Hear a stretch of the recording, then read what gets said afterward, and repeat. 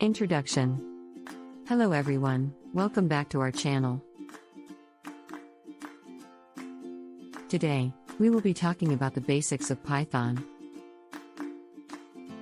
Python is one of the most popular programming languages in the world, known for its simplicity and versatility.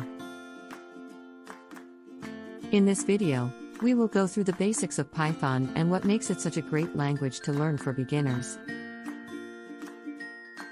Let's get started. Part 1. Installing Python. Before we get started with the basics of Python, we need to make sure that you have Python installed on your computer. If you don't already have Python installed, head over to the official Python website and download the latest version of Python. The installation process is straightforward and only takes a few minutes. Part 2. Basic syntax.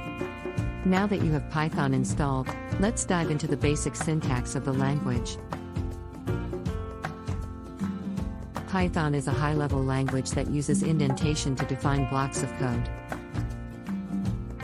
This means that white space is significant in Python, and it's essential to make sure that you have the correct indentation to avoid syntax errors. Let's start with a basic example. Print hello, world. This is a simple Python program that prints hello, world, to the console. As you can see, the code is easy to read and understand. Part 3. Variables and data types. Variables are essential in any programming language, and Python is no exception. In Python, you can define a variable by simply assigning a value to it. For example, x equals 5, y equals hello. In this example, we have defined two variables, x and y. X is assigned the value 5, which is an integer, and y is assigned the value hello, which is a string. Python supports several data types, including integers, floats, strings, booleans, and more. You can perform operations on these data types, such as addition, subtraction, multiplication, and division.